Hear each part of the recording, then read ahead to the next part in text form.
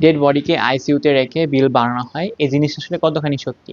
তো এটা বুঝতে হলে আজকে আপনাদেরকে ডেথ জিনিসটা কি বা মৃত্যু জিনিসটা কি এবং আইসিইউতে কাদেরকে রাখানো হয়, এই জিনিসগুলো আপনাকে বুঝতে হবে। তো এই সকল জিনিস আজকে আমি আপনাদের সাথে শেয়ার করব। আমি Mohammad Shahidul Islam, MBBS fourth year, Shaheed Suhrawardy medical college. তো আইসিইউ এটার ফুল ফর্ম হচ্ছে ইন্টেন্সিভ কেয়ার ইউনিট। তো এখানে আসলে কাদেরকে রাখা হয়, এখানে ওই সব পেশেন্টদেরকে রাখা হয় যারা ক্রিটিক্যালি ইল, যারা নিজের ইচ্ছায় বা নিজের শক্তিতে কি নিতে পারে না, শ্বাস নিতে পারে না, বাট তাদের আর কার্ডিওভাস্কুলার যে সিস্টেম আছে, হৃৎপিণ্ড আছে, কিডনি আছে, এইসব জিনিস কি হয়, ভালো মতো ফাংশন করতে পারে। তো এইসব পেশেন্টদের সেখানে রাখা হয় এবং আর্টিফিশিয়ালি যে ভেন্টিলেটর আছে এর মাধ্যমে থেকে শ্বাস প্রশ্বাস নেওয়ানো হয় এবং অন্যান্য যে ড্রাগস বা মেডিসিনগুলো আছে তার মাধ্যমে তাকে একটু সুস্থ করার আর কি চেষ্টা চালানো হয়। তো এটা এই আইসিইউতে কতদিন থাকতে হয়, তো এটা আমাদের যে বিভিন্ন যে পেশেন্ট আছে, তো এটা ভ্যারি করে কয়েক উইকস থেকে বা কয়েক দিন থেকে মান্থসও হতে পারে।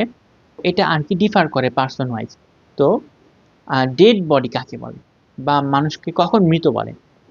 মানুষের যখন তিনটা সিস্টেম, যেমন সেই সিস্টেমগুলো হচ্ছে আমাদের কার্ডিওভাস্কুলার সিস্টেম বা সার্কুলেটরি সিস্টেম, আমাদের নার্ভাস সিস্টেম এবং আমাদের রেসপিরেটরি সিস্টেম। তো এই তিনটে সিস্টেমের যখন পার্মানেন্ট এবং ইরিভার্সিবল যখন ড্যামেজ বা ডেথটা হয়ে যায়, তখন আর কি হয়, তখন আমাদেরকে বা মানুষকে মৃত বলে। তো এই ক্ষেত্রে কি হবে, আমাদের ফুসফুস এটা চলা বন্ধ করে দিবে, শ্বাস নিতে পারবো না। হৃৎপিণ্ড চলাচল বন্ধ করে, মানে হৃৎপিণ্ডের যে পাম্পিং যে ক্যাপাবিলিটি আছে এগুলো শেষ হয়ে যাবে, হৃৎপিণ্ড পাম্প করতে পারবে না এবং আমাদের ব্রেনের যে ফাংশন আছে, আমাদের মস্তিষ্ক কাজ করবে না। তো এই অবস্থায় একটা পার্সনকে মৃত বলে। তো এই মৃত পার্সনকে কি আইসিইউতে রাখা যাবে? না, মৃত পার্সনকে আইসিইউতে রাখা যাবে না। কারণ আইসিইউতে রাখলে এবং আইসিইউ যদি না বাইরেও রাখি, কি হবে, ডেড বডিতে কিছু চেঞ্জেস হয়। যেমন আমরা বাইরে থেকেই যেগুলোকে বুঝতে পারি বা দেখতে পারি, সেসব চেঞ্জগুলো হচ্ছে rigor mortis, algor mortis, livor mortis বা হাইপোস্টেসিস। তো এখানে আসলে কি হয়, তো রাইগর মর্টিস মানে হচ্ছে এই ডেড বডিটা শক্ত হয়ে যাওয়া। তো একটা মানুষ যখন মৃত মারা যায়, তার 3-4 ঘন্টার মধ্যেই কি হয়, তার বডিটা শক্ত হতে থাকে। তো এটা মনে করো 12 থেকে 24 ঘন্টার মতো পারসিস্ট করে। তো এই জিনিসটা থেকে তো বোঝা যাবে যে না, আগেই মারা গেছে। তাছাড়া তার বডি কি হয়ে যায়, ঠান্ডা হয়ে থাকে, 1-2 ঘন্টার মধ্যে বডি কুল হওয়া শুরু করে। তো এই জিনিসটাকে বলা হয় অ্যালগর মর্টিস।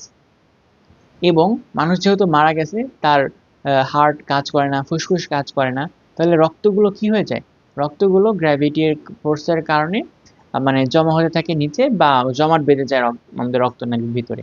তো এই জিনিসটাকে বলা হয় পোস্টমর্টেম স্টেইনিং বা হাইপোস্টেসিস। এই জিনিসগুলো দেখে আমরা আর কি বুঝতে পারি যে মানুষটা আগেই মারা গেছে।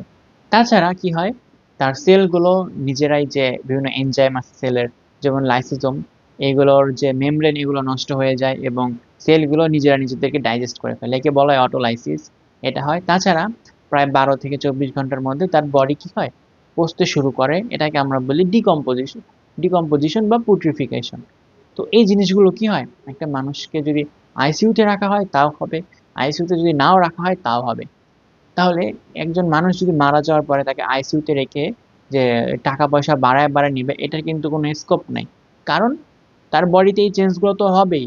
তোমাকে যদি বলে যে আপনার ব্যক্তি আছে, তিনি 1 ঘন্টা বা 2 ঘন্টা আগে মারা গেছে, তাহলে আপনি তার কাছে গিয়ে বডি দেখেই তো বুঝতে পারবেন যে কতখানি আর কি আগাইছে জিনিসটা বা মৃত্যু কতক্ষণ আগে হয়েছে। এই জিনিসটা কিন্তু এমনিতেই বোঝা যায়। আর যদি বলে 1 দিন 2 দিন 1 সপ্তাহ রাখছে, এগুলো সম্ভব না। কারণ আর তার তো বডি এত দিন কি হয়ে যাওয়ার কথা, ডিকম্পোজিশন হয়ে পচে যাওয়ার কথা, গন্ধ বের হয়ে যাওয়ার কথা, এগুলো কিন্তু হয় না। তাহলে এতদিন যে রাখে সেখানে আসলে কি হয়? তো এখানে মানুষকে যেহেতু ভেন্টিলেটর মেশিন দিয়ে শ্বাস নেওয়ানো হয়, তার যেহেতু হৃৎপিণ্ড চলতে থাকে, তাহলে তার প্রতিটা কোষেই কি যায়, রক্ত যায়, অক্সিজেন যায়। উনি কিন্তু সাইন্টিফিক্যালি তিনি কিন্তু এখনো বেঁচে আছেন। একজন ব্রেন ডেড পার্সনকেও যদি আইসিইউতে রাখা হয়, কি হয়, তার ব্রেন তো মনে করো ফাংশন করতে পারে না, বাট তার হার্ট বা লিভার বা অন্যান্য যে অঙ্গ প্রত্যঙ্গ আছে সেগুলো ফাংশন করতে থাকে। সেগুলোতে রক্ত এবং অক্সিজেন যাওয়ার কারণে কি হয়, সেসব অর্গানগুলো কিন্তু বেঁচে যায়। কিন্তু যেহেতু ব্রেন ডেড, সে কিন্তু মনে করো কয়েকদিন পরেই মারা যাবে। তো ব্রেন ডেড পার্সনকে মনে করো এইসব সিস্টেমে রাখা হয় তার অর্গানগুলো আর কি ডোনেট করার জন্য। তো সেই ক্ষেত্রে বলা যায় যে ব্রেন ডেডকে রাখা যেতে পারে কয়েকদিন, বাট সেও কি হবে আলটিমেটলি তার যে ডেড প্রসেসের যে চেঞ্জগুলো সেগুলো তার মধ্যে হবে। তো এটার থেকে আমরা বুঝতে পারি যে আমরা যে বলি যে মারা গেছে ২-৩ দিন আগে তাও আইসিইউতে রেখে কি করতেছে হসপিটাল বিল বাড়ানো হচ্ছে। এটা কিন্তু আসলে হয় না। কারণ হলে তো বিভিন্ন যে চেঞ্জেস হয় আমাদের মারা যাওয়ার পরে এগুলো দেখেই বুঝে ফেলা যাবে, ধরা যাবে যে এখানে ২ নাম্বারই হচ্ছে। তো আমরা নিজেরা সচেতন হই, অন্যদেরকে সচেতন করি এবং স্বাস্থ্য সম্পর্কিত যে বিভিন্ন ভুল ধারণা মানুষের মধ্যে আছে এগুলো যাতে নিজেদের মধ্যে না হয়, নিজেরা যাতে এই সমাজে এগুলো দূর করতে পারি সে প্রচেষ্টা চালাই। আজ এ পর্যন্তই। আসসালামু আলাইকুম।